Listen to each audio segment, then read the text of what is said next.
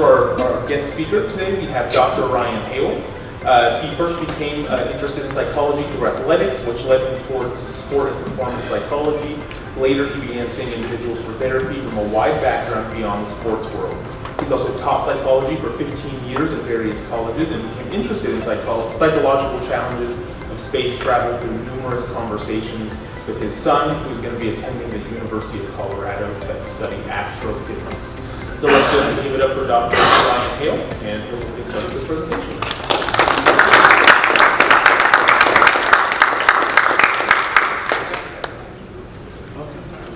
I'm hoping that I don't need to use the microphone. Can people hear me okay, or do I need to use the microphone? Use the microphone? No. Okay.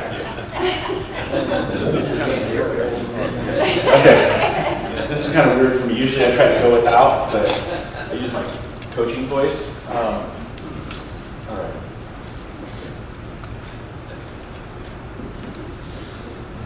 Okay, so how many people here have been abducted by aliens?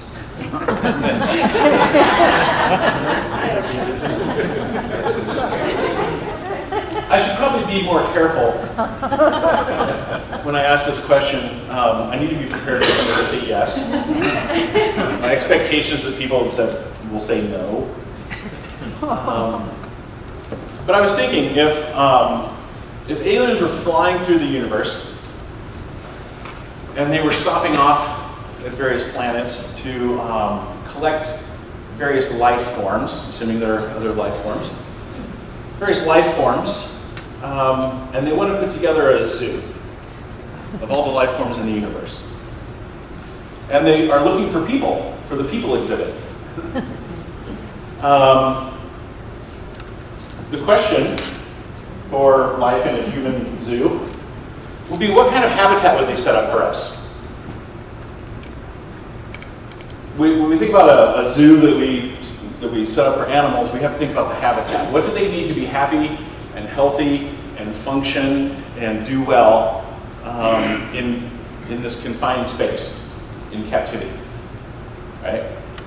And when we think about the psychological challenges of space travel, one of the things that of course we think about survival, right? But we also have to think about what kind of habitat are people going to be in. Now this started out with me thinking about what kind of habitat do the people living in the ISS, the International Space Station, what kind of habitat do they have? And I quickly went down the rabbit hole of mission to Mars.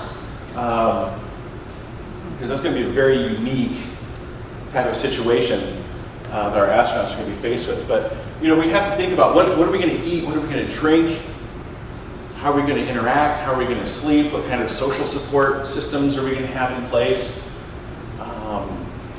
And it's all going to be very, very challenging. We'll talk about some of those specific challenges a little bit later on. Now, I'm a social scientist, I'm not a physicist, and I'm not an engineer. I am proud to say that I do have 10 college credit hours in physics and 23 in chemistry. To the engineers out there, that's not impressive at all. But for social scientists, studies show that 70% of social scientists are not good at math and science, and the other 53% are horrible at it.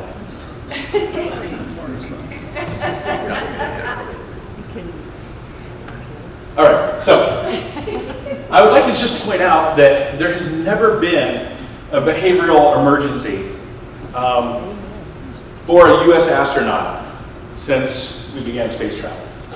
I imagine there have been some pretty scary moments and some anxiety, but we've never had a situation where we've had an astronaut have what we would consider a behavioral health emergency. So far. None of this work is my work. I am a counseling psychologist. I see clients for therapy. I do not work with NASA or SpaceX. So this is all based on Dr. Suzanne Bell's work at the Johnson Space Center in Houston. At the at the Behavioral Health and Performance Lab. And so they are tasked with not only helping astronauts and their families, also in real time, like during missions and things like that, but they also do research to study the effects of what will it be like to do a mission to Mars, and how are astronauts going to be affected by that. And so she and her team are doing that right now. We'll talk a little bit about the study that is ongoing. It's a long-term sort of isolation study where they put 4 people in isolation in a 3D printed habitat and have them work and interact for over a year at a time without contact with anyone else. Some of you are like, wow, that'd be great. I could last about 20 minutes, I think, in that. And they have another study that's going to start next month for that. The projected time for a mission to Mars is in about the next 15 years. And so they have 15 years to figure this out. But all this is basically based on her work. I'm just reporting on it. They work in a lot of different areas of psychology: clinical psychology, what's going on with the person clinically, industrial and organizational psychology, how do we organize teams to make this happen, neuropsychology, there's a lot going on neurologically during space travel, and we'll talk a little bit about the specifics of that as well, and cognitive neuroscience, what's going on with the brain in real time while astronauts are performing the duties that they have to perform. So they have a lot of experts from a lot of different backgrounds working with them. Okay, so like I said, one of the things that they do is they help astronauts with fatigue management. How do you stay awake for long periods of time and be able to work, and work in the challenging environment that they're in. Family assistance. One of the things we're going to have to think about with a mission to Mars is they're going to be gone for about 3 years. And so they need to come from families that are pretty intact and stable. And it's going to be very, very difficult to be that far away from home and realize that there might be a divorce going on, or there might be children born, or people in your family that pass away. All of that's very possible. They also do remote monitoring of behavioral and cognitive health. So they monitor how the astronauts are doing when they're on the ISS, when they're doing mission work. They're helping with applicant screening as well. We're going to need some very psychologically healthy and emotionally healthy individuals to undertake a mission like a mission to Mars. They're learning and understanding how to be trained and operate in small teams. It's kind of interesting. Since the beginning of time, we've pretty much worked in small teams of about 4 to 10. Hunting parties in tribal societies, about 4 to 10 people. SEAL teams, about 4 to 10 people. And we're expecting to have about between 4 and 10 people do mission to Mars. They're saying maybe as many as like 6 or 8, but it looks like from the studies that they're doing at the Space Center with isolation and working in isolation, they're studying like 4 people teams at a time. So it's probably going to be at least 4, but probably not many more than that. So how do we work and operate in small teams? And then how do we design the habitat that they're going to live in? It's one thing to deal with a habitat that's maybe not that cozy, maybe not that homey, but you're going to be gone for 3 years. And so how do we make it habitable? It's one thing to survive a mission and realize you're not up there for the aesthetics and the design aspects of interior decorators. You don't have any interior decorators at the ISS, putting out fresh flowers or anything. But it's going to be a factor after 3 years. What kind of habitat do we set up? By the way, if anybody has any questions, just feel free to interrupt me. Okay. All right. So some of the predictable issues with or challenges with space travel is going to be exposure to radiation. engineers do a great job of designing equipment and clothing and to protect against that, but it's still much higher than it would be here on Earth. The alternating day and night cycle on the ISS, they have 16 sunsets and sunrises about every 90 minutes, and it really messes with the circadian rhythms and our sleep-wake cycle. Social isolation. Will you repeat that on these cycles again? About 16, just on the ISS. What's ISS? The International Space Station, I'm sorry. Yeah. On the International Space Station, astronauts will experience about 16 sunsets and sunrises because they're orbiting that fast. In a period of what time? In a 24-hour period. Okay. Yeah. And so sleep is definitely an issue. In fact, when you look at some of the work that's coming out of the performance lab, much of it is dedicated to how can we optimize and improve sleep for our astronauts. Close quarter living. I mean, every square inch of a spacecraft is accounted for because you can only build that thing so big and there's only so much space. And then, of course, the lack of privacy. It's not like you can just go to the other end of the house to be alone for a while. It's not like you can just step out and take a walk around the neighborhood, right? You're there. And so there's a lack of privacy. And so people who value their alone time, again, it might be kind of challenging. So on Earth, now in my 10 hours of university physics, I don't know that we did much with radiation, but millisieverts, did I pronounce that correctly? Millisieverts of radiation is measured in? Okay, I'm getting the head nod, yes. On Earth, apparently it's 3 to 6. On the International Space Station, it's 182. And on Mars, it's 672. That's roughly 13 times what OSHA says is safe for somebody working around a nuclear reactor. And so it's going to be quite a significant amount of radiation. Incidentally, if you take the milli part off and you move your decimal point over, a chest x-ray is about 0.1. And everybody leaves the room, they give you a lead apron to wear and when they take a chest x-ray, right? So a chest x-ray is 0.1. On Mars, it'll be 672.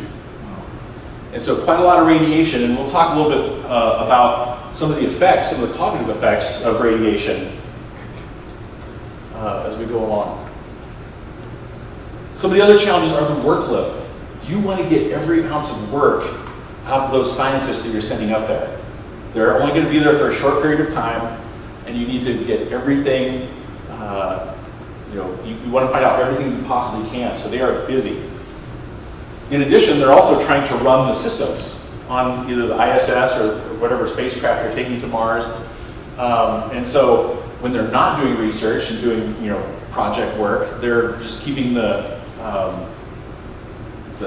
facility running. Every decision is critical. It's not as if if my sink leaks at my house, I might have to replace some tile or something. But if something leaks up there, it can be catastrophic. And so everything they do is critical. They can't forget to shut the sprinkler off, like I tend to do in my garden, right? Everything that they do is very, very important. The lack of gravity.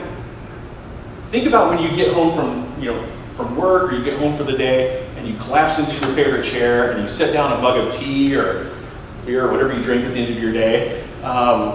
You don't have to think about that. But everything you do in space, you have to think about. How am I going to drink this beverage in space?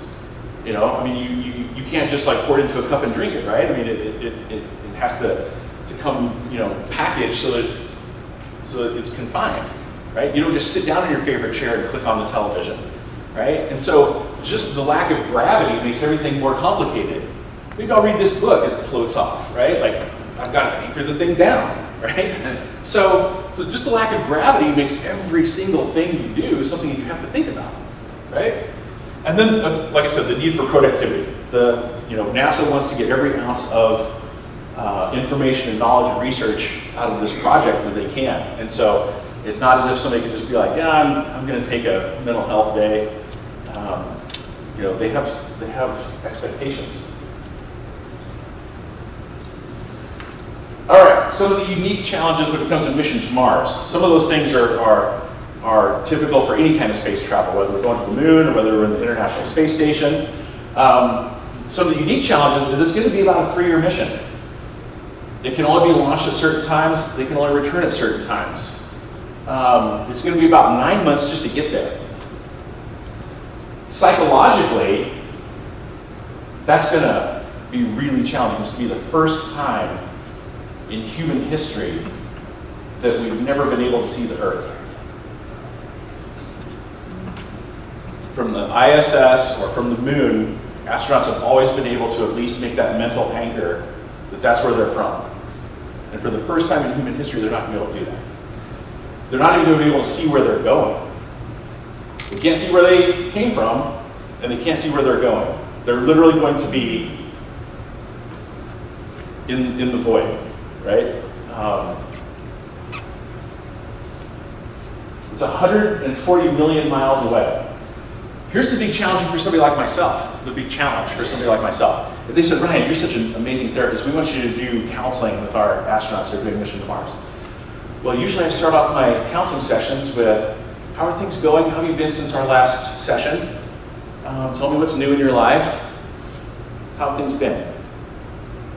You have to wait 24 minutes for the person to receive that message. And then when they say, well, things are going pretty well. I had a few challenges last week, but the exercises that we went over about stabilizing my mood tended to work okay. I'm sitting here waiting for 24 minutes to listen to their response once they respond. So just that exchange right there almost takes an hour. And so how are we even going to do therapy with somebody who starts to have anxiety or starts to have some stress from the expectations? So that's, for somebody like me, that's a particular interest, right? We think it's going to be about 4 to 7 people. It could be as many as 8 to 10, but because of the research that they're doing and thinking about most of the teams that they put together to do International Space Station type of work, it's probably going to be about 4 to 7 is the expectation. And again, you're going to need people who are dually trained. What if your doctor gets sick? What if your doctor dies? Who's going to do an appendectomy? You're going to have engineers that are dually trained in minor surgery and whatever their engineering specialty is, right? What if that engineering specialty, what if that person gets sick and can't perform? You're going to have engineering specialists that are also specialized in other things as well. So you're going to have people who are, who are dually trained in different subjects, different subject areas. So you're going to have enough people that can do all the things you need done as well. So what are some of the predictable problems that we can think of? I've mentioned some of the, some of the ones that come to mind, but they're predictable because we know we know what's gone on with astronauts at the International Space Station, right? There's an increase in sleep problems, but there's also an increase in perceived sleep problems. And so they don't feel like they have slept as well as they have. Which also happens here on Earth. People with insomnia tend to feel like it took them a lot longer than it did to fall asleep, and they feel like that they didn't sleep as long as they actually did. So it happens here on Earth too. But not just the increase in sleep problems, but even their perception of how well they're sleeping is not good. There's a decrease in sleep duration. It's not the norm to get 7 to 8 hours of sleep on the International Space Station. Studies show that they wake up 4 or 5 times a night. And some of you know how they sleep. They kind of have these cocoon hammock things that are sort of like anchored to the wall. But you also have engines that are humming. You have motors that are running. You have lights that are on. You have people that are moving around doing operations, in the ISS. And so sleep is really, really difficult. It's kind of like if you left your light on and people are coming in and out of your bedroom performing different tasks all night. It takes them about 6.5 minutes to fall back to sleep. This is all based on research that we know from astronauts that have spent time on the International Space Station. There are mood changes involved in living like that and with sleep deprivation. And we also see some brain changes, and we'll talk about those as well. Well, I guess in the next slide we'll talk about those. Okay. So one of the things that we see are just an impairment of cellular signaling in the prefrontal cortex and in the hippocampus. The hippocampus is involved in learning and memory. I tell my students you can remember that because learning and memory should be happening on a college campus, and it takes place in the hippocampus, right? The prefrontal cortex is right behind our forehead, right above our eyes. It's involved in judgment, planning, executing good judgment, thinking about consequences, and you start to get impaired signaling between neurons in those two areas. Pretty important if you're doing highly technical work with high stakes, right? The expansion of ventricular cerebral spinal fluid volume. In your brain you have some gaps and holes called ventricles, and they're filled with cerebral spinal fluid. The cerebral spinal fluid is filtered and circulates, and there's an increase in that volume, which can cause things like muscle weakness. They can cause things like urinary incontinence, and some other issues, some mood issues as well. Increase in periventricular white matter hypersensitivity. The white matter in our brain gets its name because it's covered with a white fatty substance called myelin. If you know anybody with multiple sclerosis, the myelin is affected in those people. And it can cause cognitive issues, mood issues, but mostly be associated with uncoordinated motor movement. So we can see uncoordinated motor movement because we start to see demyelination, which is typical in the disease state. We see a significantly deformed pituitary gland. The pituitary gland, the anterior portion of the pituitary gland is responsible for human growth hormone. But the rest of the pituitary gland is responsible for upregulating and downregulating the glands of our body to produce other hormones as well. So things like testosterone, estrogen, I think there's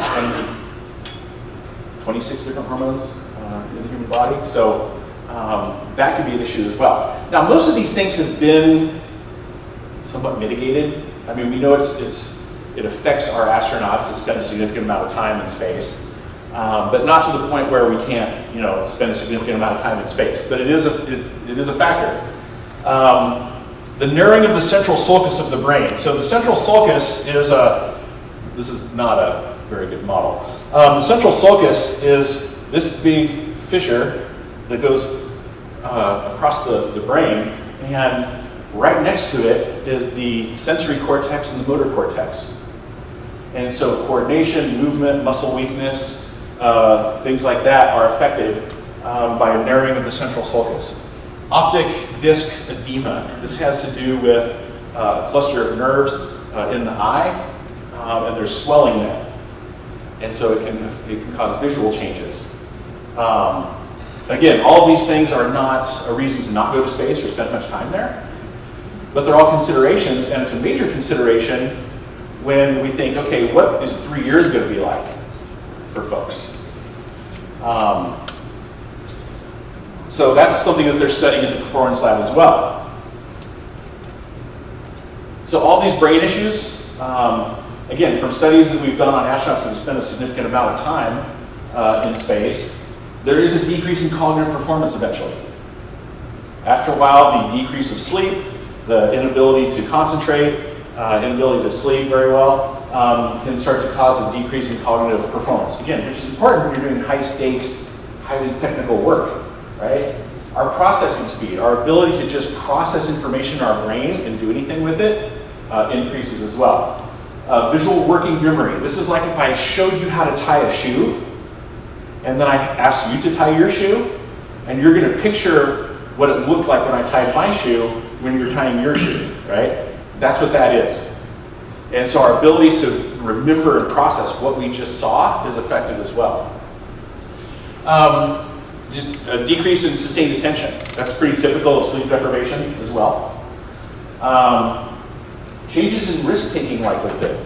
Unfortunately, I believe it goes up, not down, which could be a function of the prefrontal cortex effects. And then amygdala changes. The amygdala, we call it the monster detector. It's constantly scanning the horizon for reasons to be anxious. It's constantly scanning our environment for threats. And so when we have amygdala changes, it can lead to increases in anxiety. And so those are the specific brain changes. Did those changes return to what they were before the space travel when they come back? Sorry. So do they return to normal? That is the question. Yes. It takes time.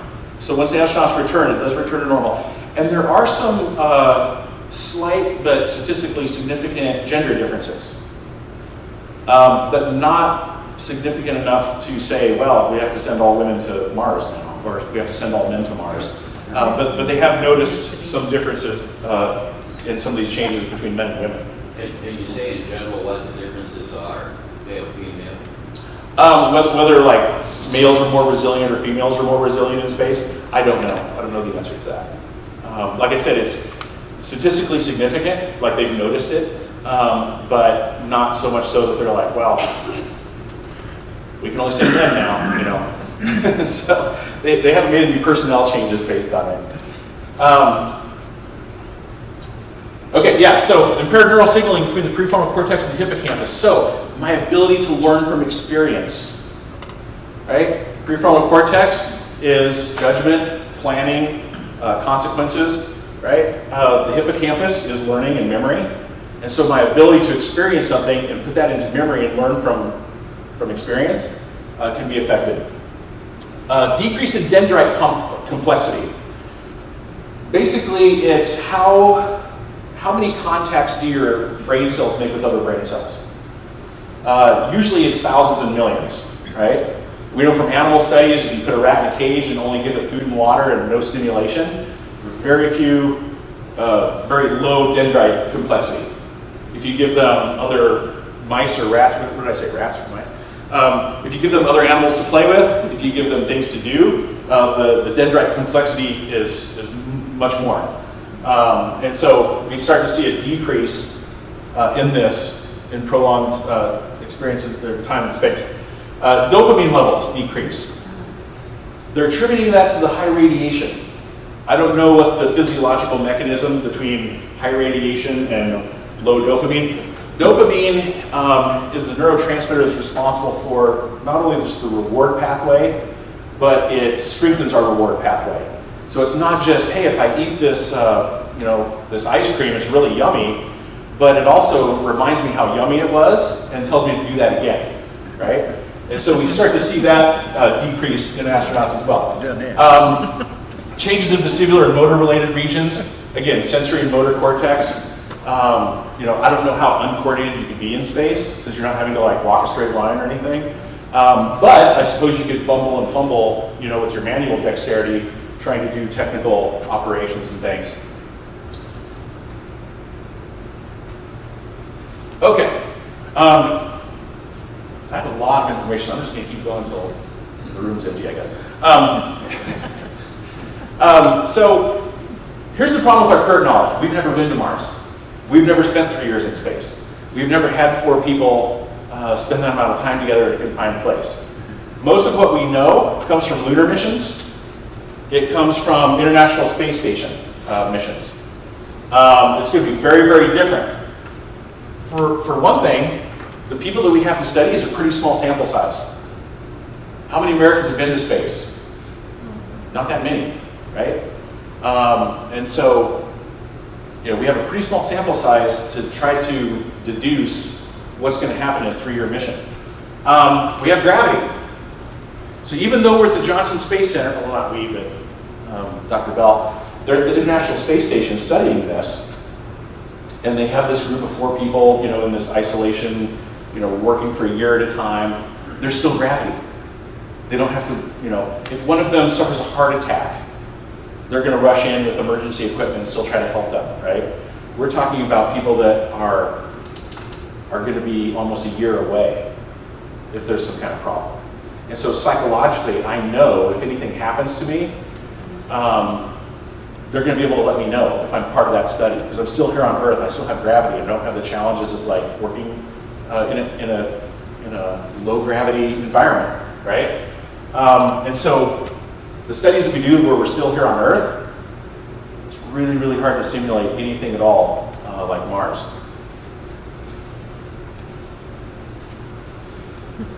So the mission for Mars, this is the name of the study area. I'm trying to remember what the acronym is for. You guys are phone. Crew exploration, crew habitat, and Crew habitat and performance. I know the A is actually an. Usually they don't put the and in the acronym, but the A is actually an. Yeah, so this is where they study the crew, or what being in a mission like this would be like, right? The latest one was 378 days. Like I said, it's a 3D printed habitat.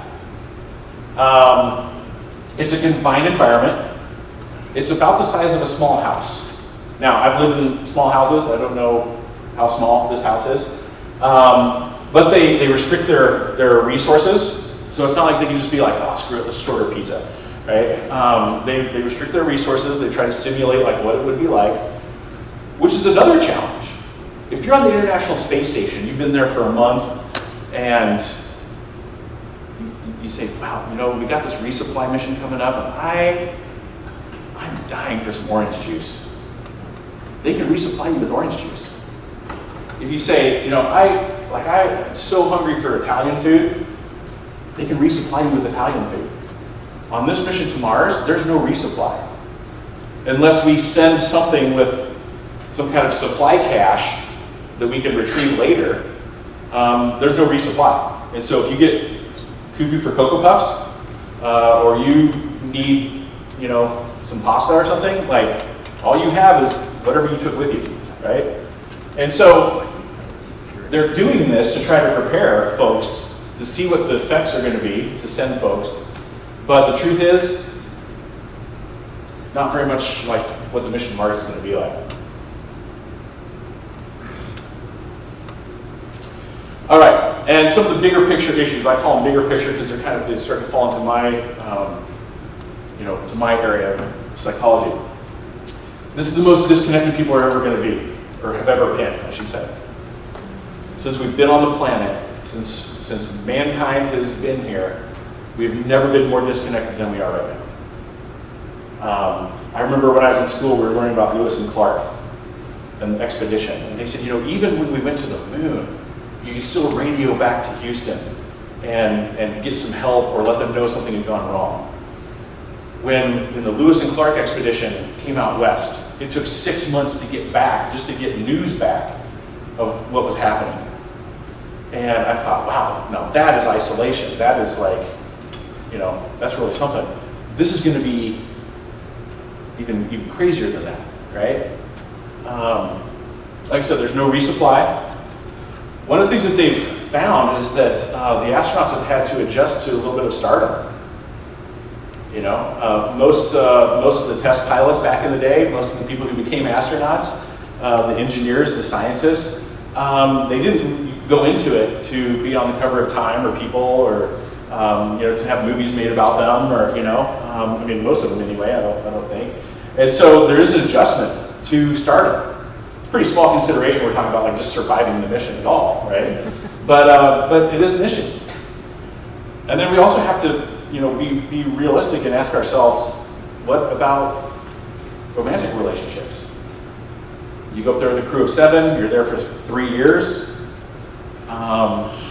In psychology, we call it proximity, right? If I'm gonna be in a relationship with somebody, it helps to have proximity, right? And so the person that I work with every single day or that I see every single day, I get to know them. I'm more likely to date than somebody that I just meet casually for a few minutes because of proximity, right?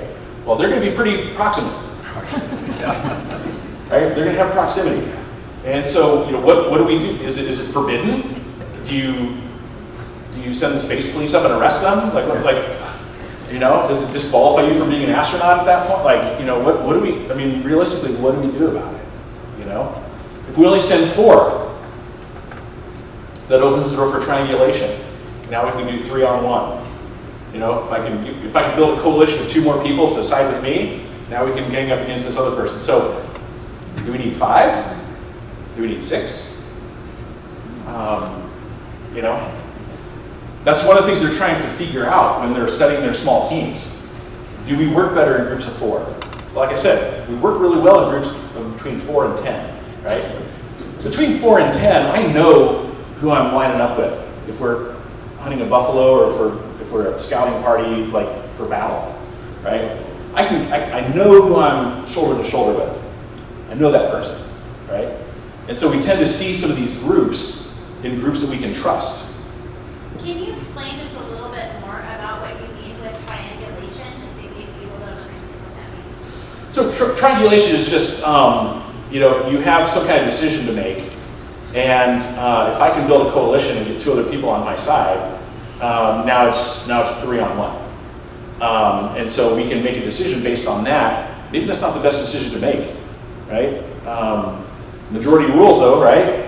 Which sounds like a great idea, unless it's 2 wolves and a sheep deciding what's for dinner.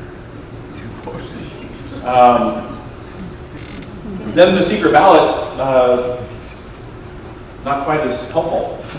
And so so one of the things that they're studying is how do these small teams interact and work? Is there going to be triangulation? Do people tend to do that in high stress situations? Is it going to turn into a 3-on-1 or a 3 against 2 or right now it's 150 million against 150 million in our country. So, I don't know if there's any magic number that's gonna be right. They're trying to figure it out. What's the best? How are they going to work the best? In what number? So I have another question. Yes. So when they're deciding who to send up there, do they consider personalities and personality differences? Then what would that look like? Yeah, so one of the things I can tell you from sports and performance psychology is that there have been teams that have tried to draft a team based on psychological characteristics. They've given psychological tests. They've said, okay, we're gonna draft everybody who is very, very similar. What they found is that it's a disaster. And the reason why they attribute it to is because everyone's job is distinctly different on a football team. The kicker does a distinctly different job than the linebacker. The pitcher on a baseball team does a distinctly different job than the center fielder. And so what they found is we don't need to be so alike on some of our teams. We just have to be able to work well together. We can be very, very different personality-wise. So there's nothing that says if you fit into a certain personality profile, you're going to get along with everybody on your team. They are studying what is the best, the personality that's most likely to do the best. They obviously don't want to put everybody into a volatile situation where they're going to be at each other's throats. But they are doing a lot of psychological testing. But I don't think the psychological testing that they're doing is necessarily focused on how can we get everybody of a similar personality type on the team. Because we know from experience that doesn't really work that well. Okay, so I talked about all the scary challenges of space travel, and I talked about all the reasons why people might not want to go. But one of the other things that we've also studied is the effects of having an awe experience. An experience that is so beyond our ability to comprehend it that we're basically left speechless. We're basically left in awe. We're talking about, the feeling that's induced by this vastness that we can't even really conceive it. And so we know from astronaut studies that it is pretty frequent that they experience awe. And it is kind of fun to see somebody who's so highly qualified and so highly trained also just kind of have fun. I love hearing the astronauts talk about how, I'm here for this, for this part of the mission, I'm doing this, and these are the projects I'm working on. But every once in a while, I like to go to the cupola of the International Space Station and look out the window and just see the Earth. It's really cool. The astronaut that took the picture of the first Earthrise over the moon talked about how he realized that was going to happen. And he was like, this is going to be an amazing thing. Nobody has seen an Earthrise. So he grabs his camera, takes that picture. It's one of the coolest pictures of all time. If you've never seen it, look it up. And so it's cool to see people who are super highly skilled, super highly trained, super intellectual, and they still like to just have fun and enjoy themselves. In sports, we used to call it coming off the bench. So in football, you have the defense, they're out on the field, and when the ball gets turned over, the offense comes out on the field, right? And so the defense will go and sit on the bench and listen to the coaches, instruct them for the next time they have to go on the field. But the players will talk about people that you'll come off the bench to watch. And so they used to talk about when Bo Jackson would run. When he was in the game, he said the defensive guys would come off the bench because they wanted to see him. So here are guys that they're involved in the game and they're getting coached up and they're on the sideline, but they're like, you know what? I just like to watch Bo Jackson play. And they go to the sideline to watch him. And so I think it's really a cool thing when, like I said, super highly skilled, highly trained people just also find the enjoyment of it too. It's not just about productivity. And so what happens when we have an experience of awe is we have to somehow accommodate what we're seeing and comprehending, but there's really almost no way to. If you've ever stood at the edge of the Grand Canyon, or if you've ever stood at the edge of the ocean, or if you ever watched a storm close up, or anything like that, you know what I'm talking about, right? The information it tends to be overwhelming. It's hard to take it all in at one time. There's an absence of scale. So when you talk about oh yeah, if I traveled at the speed of light for 100 million years, I'd be over there. I don't even know how to comprehend that. It's a very information-rich environment. There's so much to see and so much to take in, so much to experience that it's hard to even know where to focus or where to concentrate, right? And like I said about 5 times, it's difficult to comprehend. So those are also effects psychologically that our astronauts have. One of the things that awe promotes, and you don't have to go to space for it, like I said, you can stand at the edge of the Grand Canyon. When they've interviewed the astronauts that have come back, they've said things like, I just experienced this overwhelming, loving and kindness. After seeing the Earth, and I'm up here, and I'm looking at the whole world down there. Unselfishness. It makes you kind of wonder, wow, how do I chase after and hoard things when I'm looking at the whole world? And it's that's basically everything that we have is right there on that blue planet. Time distortion. If you've ever stood at the edge of the Grand Canyon, or I imagine it's the same thing with our astronauts, they can stare out of the observation area of the ISS, and it might seem like 20 seconds has gone by, but they may have been sitting there for an hour. Some of you may have experienced that, in other circumstances where you were experiencing something that was awe-inspiring. It increases things like patience and curiosity, innovation and inspiration. Think about your high school or college that you went to. The art room looked a lot different than any other room on campus. It was intended to inspire innovation and creativity, right?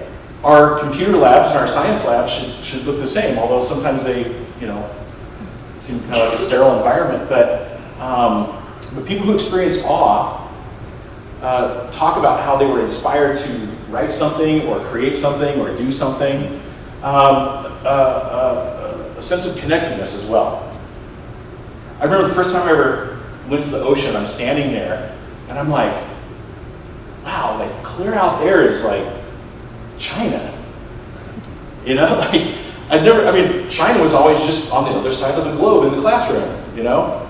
But when you see something that's awe-inspiring, it leads to this sense of connectedness, right? And there's a change in mood state. You can actually measure the change in mood state. You can actually measure the brainwave activity when somebody's having an awe-inspiring experience.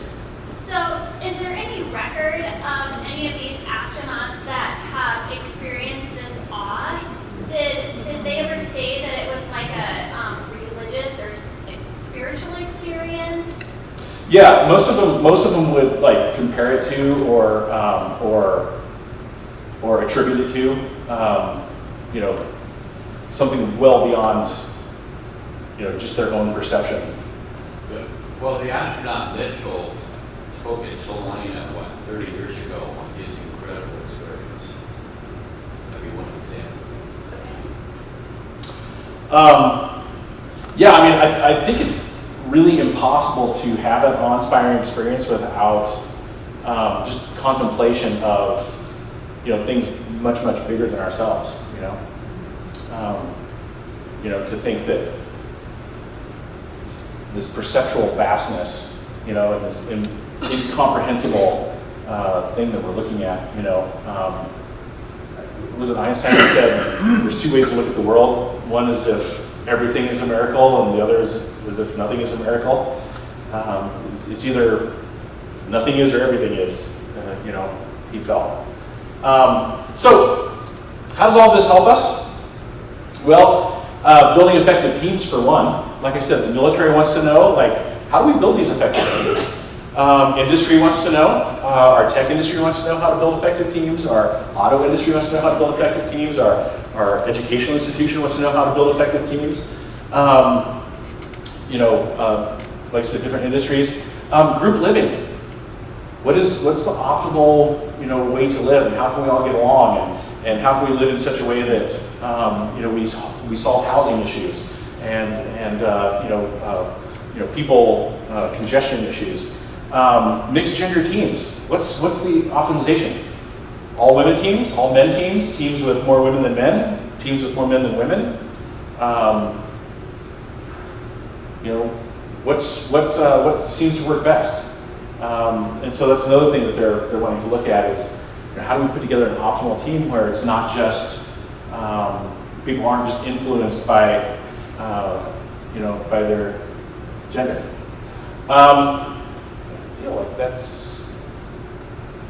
think that's all that I have. What questions do you have for me about any of this? Like I said, I'm not studying it myself, but it is of interest to me. They've been going to ISS for years and years. They've done any longevity studies on some of the early astronauts who went up there, how they're doing now? Do they have any see the early death or anything like that?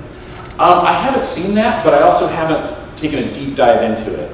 And so most of the effects, like they were talking about, do change. Of course, there's there's bone density issues and things like that. I haven't seen that it has affected their lifespan at all. Generally, most of them lead pretty healthy lives. I mean, to get into the Air Force Academy or be a test pilot, or and cognitively they keep their cognition up throughout a lifespan. And so I think they generally do pretty well. But I haven't seen a study that says that they going to space chops off so much of your life expectancy. Given all the potential risks to the physical body and the mental mind, why are we risking going to Mars to develop an effective team when it seems more logical to do it here on Earth, where the risk is not so great? Yeah, so the question is why are we risking it? Why don't we just study SEAL teams and corporate executive teams and things like that here on Earth? So I'm kind of coming from a psychological, like a organizational psychology or industrial psychology kind of point of view. There's a lot more to be gained than just that, for sure. There's even talk about like, do we send a team and do we make plans to have them come back, or do we try to like colonize and leave them there? So yeah, I think scientifically there's probably a lot to be gained. Psychologically, yeah, a lot of what we know about organizations and teams and stuff we've learned through war. But yeah, I think there's probably more benefits than just how to create effective teams.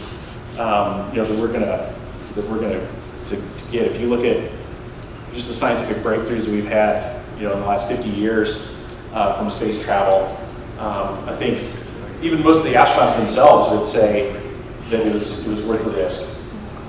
I don't think it's worth my risk. But there are people who are like, yeah.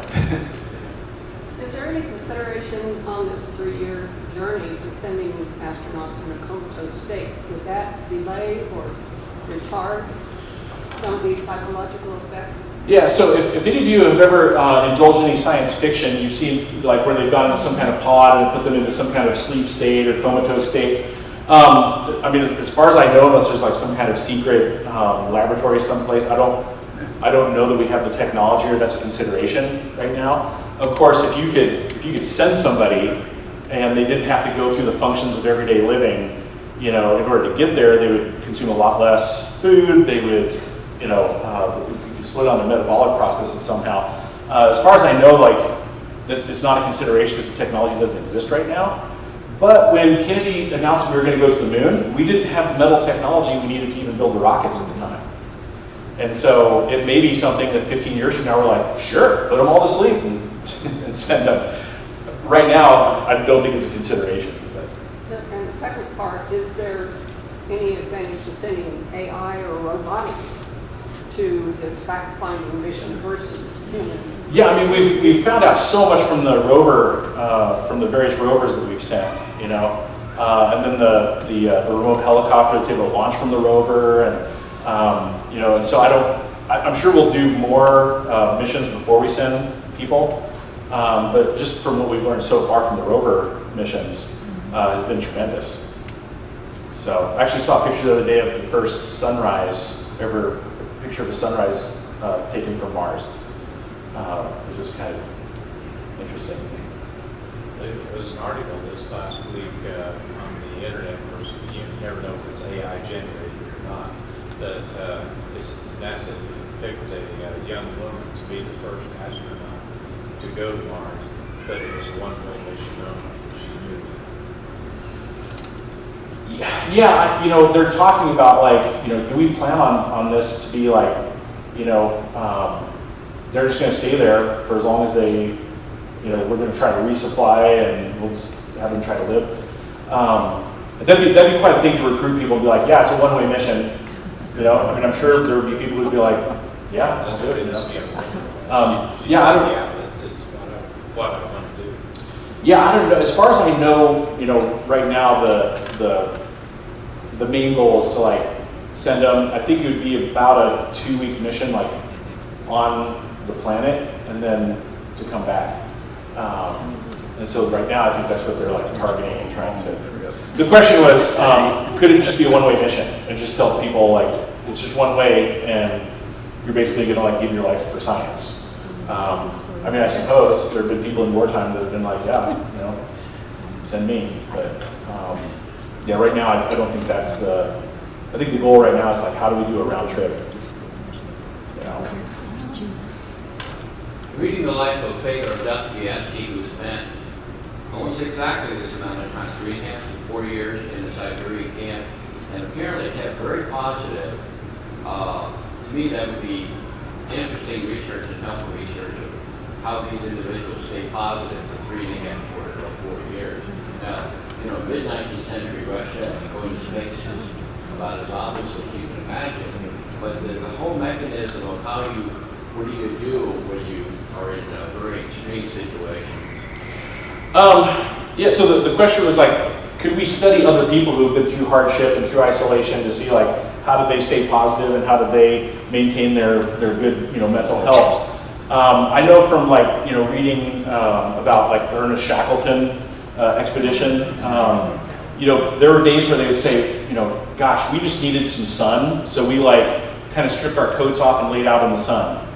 Well, not gonna be able to do that, or we needed to kind of go out and explore a little bit. We were kind of getting cabin fever, so we went out and explored around a little bit. Like, again, not something you're gonna be able to do until you're actually on Mars. So yeah, I think it'd be helpful to see some of the folks that have, maybe been stranded somewhere or have lived in isolation somewhere. But again, there's so many considerations that like, I can't just go out and take a walk or listen to the birds or, the things I would normally do to kind of calm down and reset, So kind of going back to the whole Chapia thing, every month or so they would kind of go interview, there was a podcast I listened to where they would interview each one of the 4 members of the crew.